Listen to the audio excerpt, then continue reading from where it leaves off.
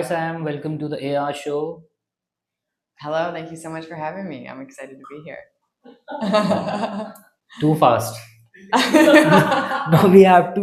Now people have to slow down the video, listen her properly, and then they will talk. Then they will listen. Oh my God. Any one word for Formula? for Mona Lisa? Formona. Yes. Mona Lisa. Wow. Now check the mic. Hi Sam. Hey, Welcome to the AR show. thank you so much for having me. Okay. So tell me something about you. Our audience wanted to know about Sam, how she started her fitness journey. Tell me. Yeah. Yeah, so I started when I was really young. I was an athlete basically my whole life. I did soccer, basketball, track in high school. My brother was 3 years older, so I was always chasing him around the house, trying to be faster than him. I think that's where a little bit of my competitive spirit came in. And when I was 13, 14, I got introduced to yoga. Okay. The neighbor of my house that we were living on the street in Ohio, which is where I'm from, United States, she was the owner of a hot yoga studio, and I would go every morning at 6 a.m. before high school, and then I would go to soccer practice, and then I would take a 6 p.m. or a 7 p.m. hot yoga class in the evening, and really just fell in love with yoga completely. I remember going to classes and feeling like, wow, this is the most magical thing. And because you're breathing, you're flowing, there's other people there, and you're laying in Shavasana, and it's just that moment to yourself. And then I really wanted to go become a teacher. So I went to Costa Rica when I was 18 to become a yoga teacher. And yeah, from there, it's pretty much spiraled into my love of yoga and pursuing all things that add to that arsenal: Thai massage, coming to India to study yoga and traveling. I notice I connect a little bit deeper into my body when I'm traveling and I'm out of my routine. Because once you're in your regular routine, sometimes it just becomes ordinary to find movement. So when you put yourself in a new situation, Yeah. I feel like you can step a little bit deeper into trying new things because your whole life is around trying new things. So yeah, I've also weightlifted since I was like 12. My dad got me on a program for 12 weightlifting. years Yeah, you started weightlifting. yeah, But here in India, people think that if a kid start from very early ages hmm, weightlifting, yeah, so they'll get a very small height. They will yeah, not grow. This is yeah. what Indian people think. What Hmm. is your opinion on that? Is it I true? I would say that some people believe that in America as well. I would say that Okay. that's pretty a common belief. Another common belief is that your muscles are going to get too big and then you won't be able to get slim. I would say I kind of carry that belief. I think I worked out my arms really hard when I was younger, and it's hard to lose weight in my arms, but maybe I just need to like be more consistent with training my arms. Okay. Training your legs is really big in America, obviously, because glutes for women and like strong legs. And I also played soccer and did basketball and track. So Okay. I just most of my workouts revolved around leg movements and leg exercises. Okay. Yeah. Perfect.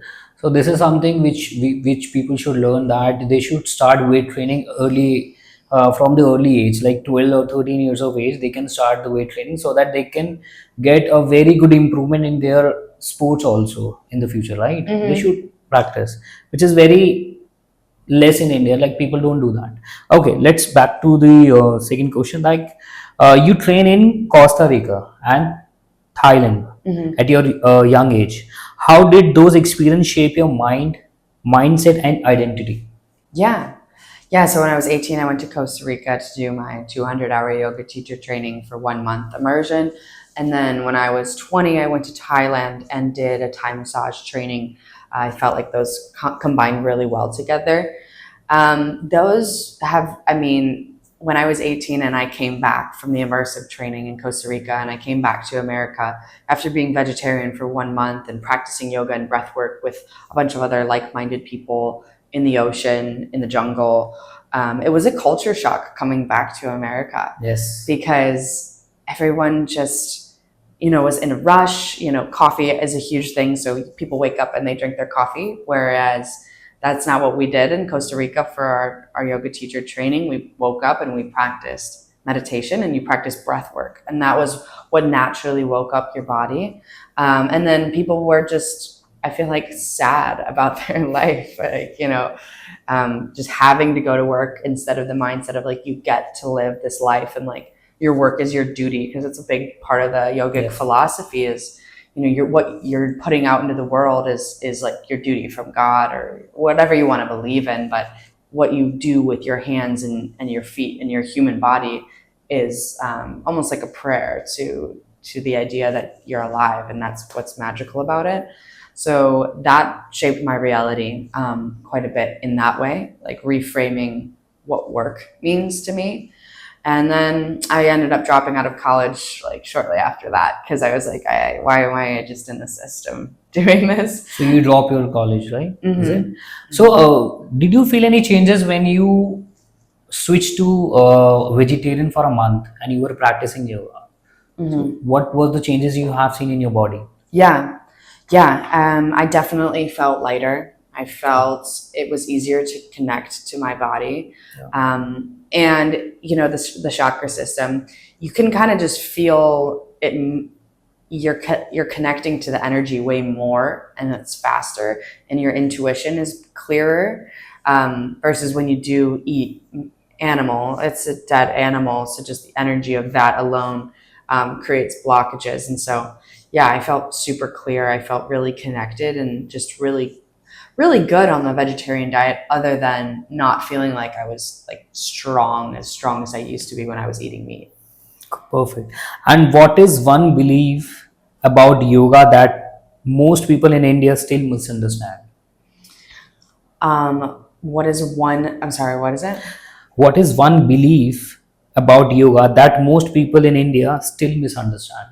And you can talk about US, because I think you are coming for the first time in India. Yeah. So you can talk about the American mindset on this, what they can believe, what they believe for yoga. Yeah. I think that we are a very fast culture that enjoys new things, new trends, and it's not really a bad thing. But I would say that we get bored easily. So then we want like yoga sculpt and different forms of yoga and animal flow, and we want to name all of these new ideas of yoga, and it's beautiful in a way. It's very creative.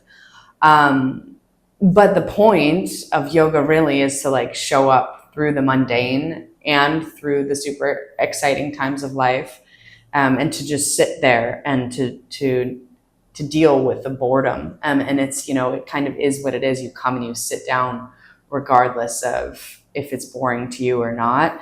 And that's the purpose of yoga, is to reach a state of meditation, reach samadhi, enlightenment. So I would say that the mindset is very like fluid, and I am not above this. I have done many creative yoga classes and taught a bunch of weird stuff, and it's fun. Can you name of them, or you can explain your experience? Yeah, I mean, just vinyasa as alone being a style of yoga, you can go to 2 separate vinyasa classes from 2 completely different teachers, and you will get a drastically different experience, which is why I think people like Ashtanga or Bikram or Iyengar, because it's a structure and a routine, and so they know what they're going to get regardless of who the teacher is.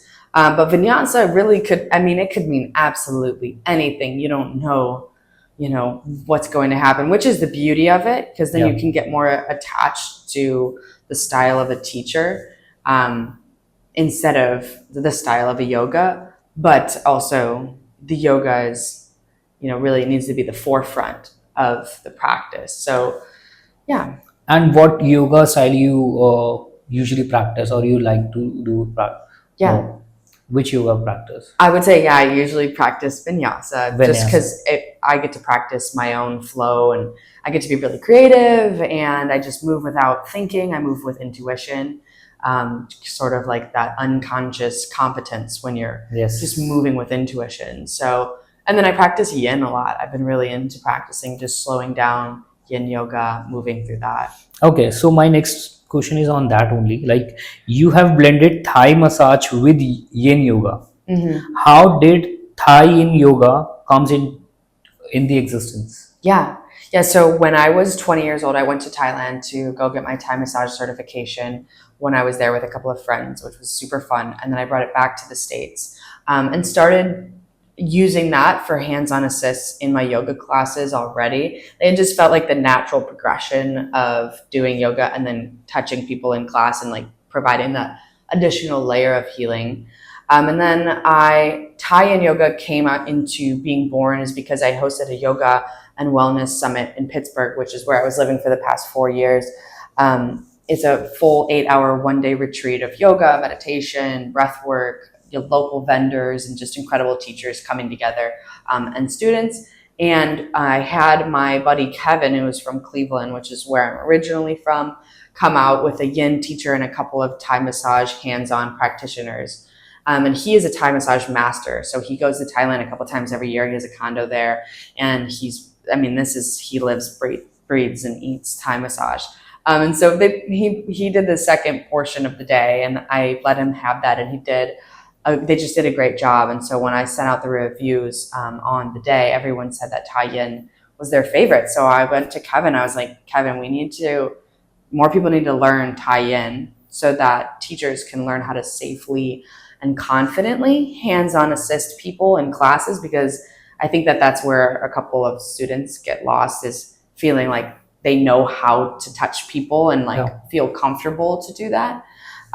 So we created Thai Yin yoga, which is the combination of Thai massage and the modern style of Yin yoga, to have people hold poses for 3 to 5 minutes, very slow moving, while we come on and give hands-on assists to allow for a little deeper exhale, a deeper healing. Interesting. And what's the biggest mistake people make when they start yoga for fitness instead of healing? Mm-hmm. I started yoga for fitness, so I think there's nothing wrong with it.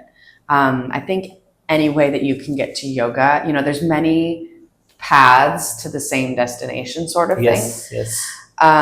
So I started yoga for fitness. I just was like, wow, it's just such a good sweat. I'm sweating like so much after 1 hour, and I just felt super like in my body, really tight, really toned.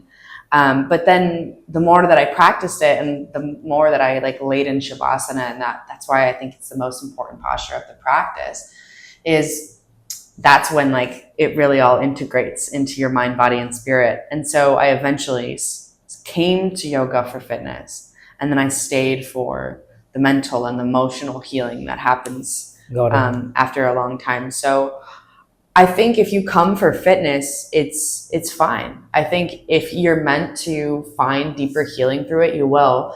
And people find many different forms of healing. You can find a really big, powerful healing through weightlifting. You can find healing through Zumba.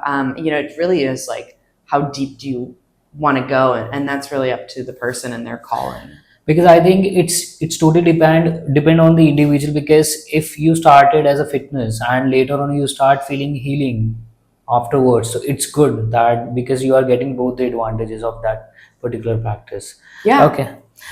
You have taught globally. What's the biggest difference between Indian and Western yoga audience? Or you can talk about US. Yeah. So I think the Eastern philosophy and the Western philosophy, at least how we view it in America, is that the Eastern philosophy is obviously a lot more authentic because yoga is from India. Yes. I've told a lot of people that I'm coming to India and I say for yoga, and they go, well, why are you going to India for yoga? And I'm like, in my head, I'm like, yoga is from India. But actually, not even a lot of people in America even really know that, that yoga came from India, that Sanskrit is older than Latin and Greek, that Hindi is one of the oldest religion. Yes. Hinduism is one of the oldest religions. Right. So most people don't even know that, or what really the purpose of yoga is, to reach a state of meditation. So I just infuse all of that into my classes so that the students can learn that, because I'm studying the Eastern philosophy and then bringing it to the West.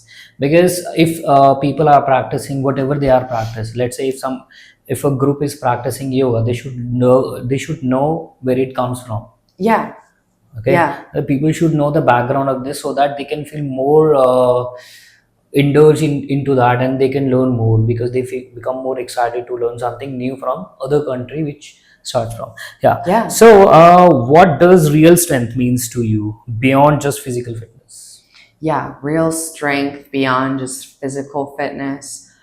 Yeah, real strength is being vulnerable to me, being honest about the ebbs and the flows in your life. You know, we were talking about diet before this, and you know, I was vegetarian for a little while, and I'm the heaviest now I've ever been. And so, real strength is knowing that you're going to have times when you do feel really fit and really toned and really like into your body, and then there's going to be times when you've injured yourself, Yes. and you shouldn't really move. You have to allow for healing, and maybe you add on a couple of pounds. And real strength is not hating yourself through the highs and the lows, or I guess, you know, I don't want to say like loving yourself too much, but like kind of just remaining neutral through it all is okay. I'm in really good shape. I feel great. This is awesome. I want to keep that. But know that sometimes, you know, like a female will get pregnant and have a child, and your body changes, or a man takes on lots of responsibility, having to provide for a household and have a business, and so just honoring that is, I think, real strength instead of just normal Great, fitness. great answer. Thank you. Was not expecting, but yes, it was very great. So yeah. So how has traveling solo across country changed you as a woman and as a professional? Yeah, traveling across the country has changed me as a woman, because I'm learning what the woman is viewed as in every different society, every different culture.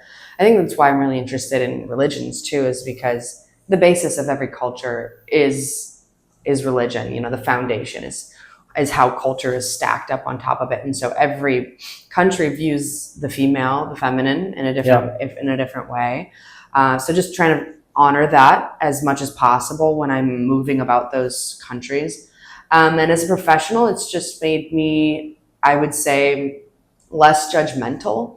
You get to experience so many walks of life, that realizing how many different people there are just living their life. Like my taxi driver today telling me that, you know, he makes $200 a month and he has a stay-at-home wife and 2 kids is like, wow, that's incredible. You know, it's good to get that perspective, from somebody over here in India versus, you know, like my friend who makes millions of dollars in America and lives a totally different lifestyle. I have that big extremity factor. So yeah, it's just really helped shape my worldview and help me be a more loving, compassionate person. Great. And how many countries you have traveled like till now? Oh, I have no idea. No idea. I mean, like definitely U.S., Canada, Mexico. I can count and tell you within a few seconds. Spain, India, Thailand. I feel like I'm missing. What was the best country you can say in Costa terms of Rica. the hospitality? I just love Mexico. In terms of hospitality, Mexico Really? does a hands down amazing job. Yeah, Great. they are so with it. How it is different from other countries? Like every country has their own way of giving hospitalities, and Yeah. why Mexico is different? They're just like eager, and obviously it could be from money, so it's hard to know. But they're just genuinely eager to help you with whatever you need. And also, I speak Spanish, so I get excited. You speak Spanish also? Yeah, yeah. So I get excited talking to them, and then they're excited that I speak Spanish, Yes. and so there's kind of that. Yeah, the hospitality has been great because when you are trying to speak a language, their language, you earn a lot of respect. And so because I don't speak like Thai when I was in Thailand, maybe I would have felt more hospitality that way. But there was that sort of like arm's length. I don't really understand what you're saying to me. So, but maybe that's why. So if it comes to the language, let me give you one Indian dialogue. Okay, perfect. Okay, so you have to speak in Hindi. Okay. Let's see how our audience will like it. Just me. बड़े बड़े देशों में बड़े बड़े देशों में देशों देशों बड़े बड़े देशों में ऐसी छोटी छोटी छोटी छोटी बातें होती रहती हैं बातें होते रहते हैं senorita. senorita. What did I just Nice. say? You said it very good. Our audience will tell. Give her number out of 10 in the comments. What was your lowest moment in your journey and how did you rebuild yourself? Yeah, that's a great question. Um, my lowest moment was when I went to college. I was from high school and I went to college, and I knew I was not made for college. And I went to it was a weird college. It was a weird pick for me. So weird colleges also exist in US. Yeah. Very good. Yeah. It was a cool, it was small, not a lot of people. Okay. And I have a really big personality, so I knew everybody so fast, and it kind of ruins, the ability to be Big personality in which sense? I just have I meet everybody. I just talk to everybody. Okay. So I knew everybody. That means you are very talkative. Yeah. I knew everybody really fast. And sometimes you just want to be anonymous, you just want to walk to class and not have to talk to a bunch of people. And, you just want to put your head up and just head down and go forward. But I always had to be talking to everybody. But it's fine. I loved it. But I was at a low point because I think intuitively I knew I was made for a different path. And I was just doing what everyone else told me I should do, which was go to college, get a degree, get a good job, marry, have a kid, get a house. Same situation like India. Yeah, that's interesting. This is the only way happen in India also. Like after college, job, married, kids, finish. Yeah. And I mean, it's a beautiful path. There's nothing wrong with it.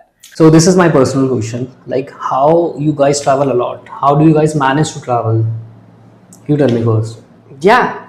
Well, I was able to travel when I went to Costa Rica when I was younger because I had $2,000 saved.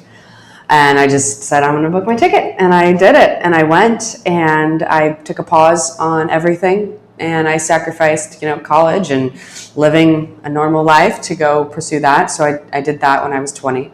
And then for the past 4 years, I've been working in business-to-business sales in corporate world. So I lived below my means. I saved up for travel, and I quit that job 3 months ago. So now I'm going to just travel as much as I possibly can and try to figure out a way to be able to travel more while making an income. So that is how I'm able to travel. Wow. Yeah.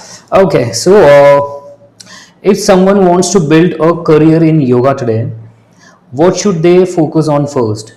Skill, branding, or networking? Skill.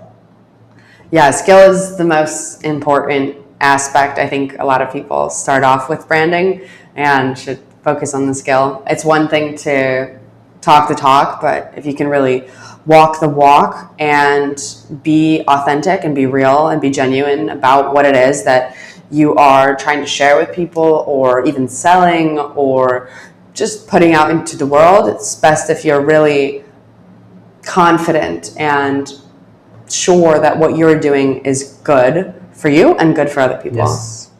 Okay, because what I feel personally, that if somebody is skillful, he can build anything. Yeah. He should have a proper discipline. He have to practice consistently whatever he want to become in the future. And once that person becomes skillful, he can achieve anything. So the first should be skill, and then they should focus on branding and networking. And I think skill should be on the top, and then networking, because networking helps a lot to make a big brand, right? Yeah. And then person should focus on branding. This is what I feel personally. Yeah. Okay. I love that. So how do you balance being a creator, entrepreneur, and a practitioner without burning out? Yeah, that's a tough question. When I was working my 9 to 5 and having my YouTube channel and teaching yoga and doing everything else, it was a lot, and I knew that something had to give. Yeah. Most people would say, well, it's crazy that you gave up the thing that was providing an income for you. but I knew that I needed to kind of clear that in order to be able to make space for the things that I'm really passionate about: yoga, travel, fitness. And so, yeah, I just did it. I sacrificed a lot of time. I sacrificed a lot of sleep to be able to get where I am. And now I am working on building a structure. So I have more of a routine that I follow. So it's easier to create content instead of feeling like I always have to have original. Now, I don't want to say original ideas because I think it should be mostly original, but feeling like you have to put so much energy into create when you can kind of create just a system that becomes natural, a daily part of your life to just create content. And I think it's all about the time management. If you have 3 tasks to do every day, even if you can manage your timing, Yeah. then everything can be done easily. It just people have to be structure or organize everything whatever you want to. Yeah. Correct? Is Yeah. it? And what's one daily habit that has completely transformed your life? Yeah, the one that for sure has transformed my life is just doing 5 minutes of yoga every morning. Okay. And I've been practicing that for about a decade. And it's not fast moving or it's not slow moving. It could be whatever it is. I could just sit there for meditation, but just coming into my body, stretching before I even look at my phone or have a cup of coffee. I just stretch a little bit and I move with my body right out of bed because your body was just laying in one position for a really long time. So that has transformed my life in a way where I can honor my body before I step into my day. So that way, if I miss it, I know I missed it too, because my body in a couple hours is like, what the heck, Sam? Yes. Why didn't you do a little bit of stretching like you always do?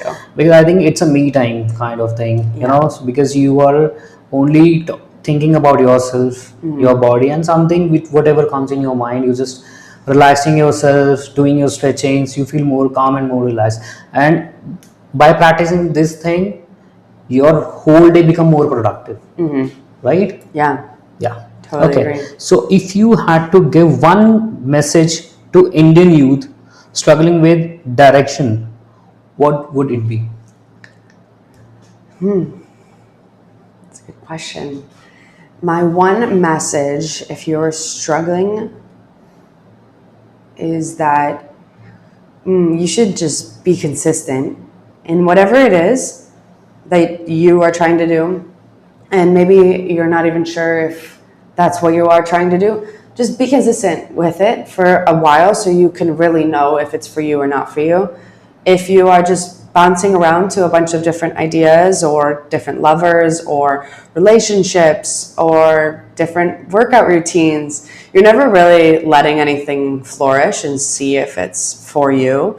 And so I would say that the best thing you can do is be consistent with something for at least 6 months before changing your mind. And I'm not saying be stuck in something. You're allowed to change your mind. You're allowed to be fluid.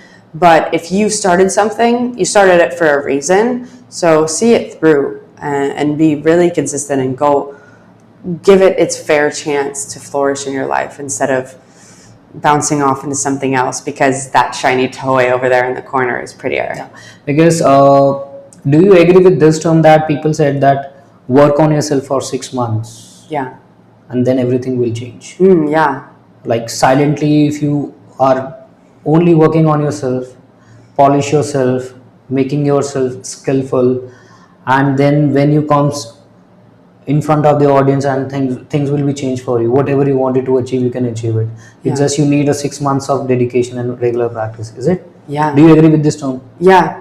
Yeah. And whatever that might be, that could be health, that could be wealth, that could be love, whatever that pillar is that you want to go after. Yeah. I think it's instrumental. And I feel that this is everybody should practice this for 6 months. If you are a beginner, or if you beginner in terms of like you just step into different life after the college, you should practice.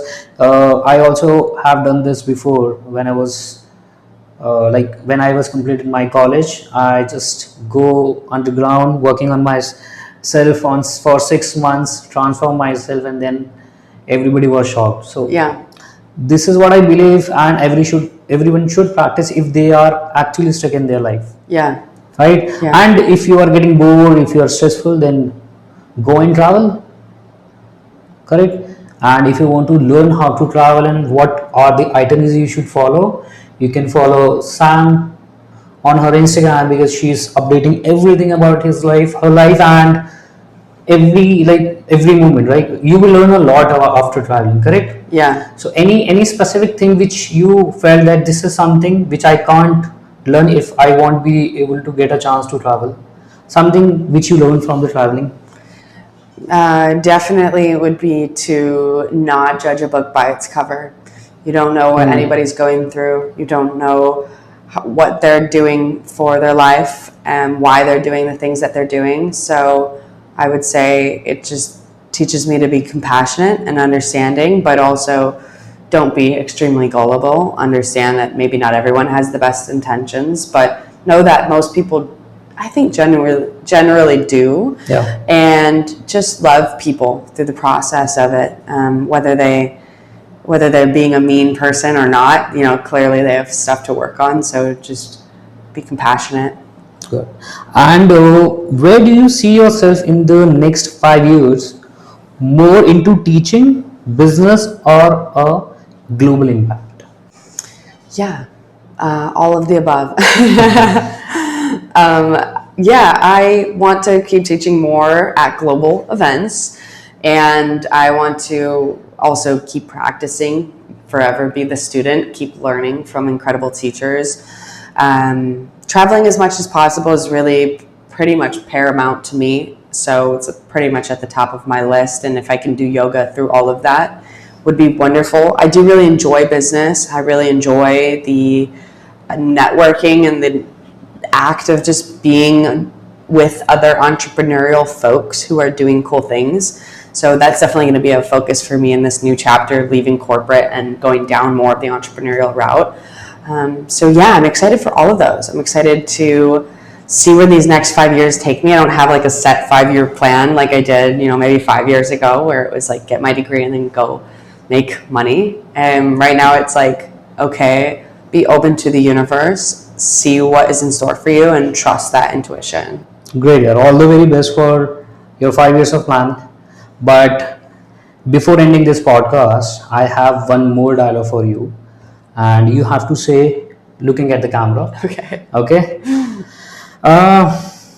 Don को पकड़ना मुश्किल ही नहीं. Don ko pagkontak. Let's break down again. Don को पकड़ना Don ko pagana. मुश्किल ही नहीं, Mushkil nahi. नामुमकिन है. Na mumkin hai. That's it. Perfect. Okay, so thank you so much Yeah. accepting our invitation. Yeah. And you have given your time, and I'm sure that our audience will definitely learn a lot from you. Yeah. And I'm also learning. I have learned a lot from you, and few of the pointers which you have said, I'll definitely follow in my life, add on in my life, and definitely see how things will change. Thank you so much. Thank you.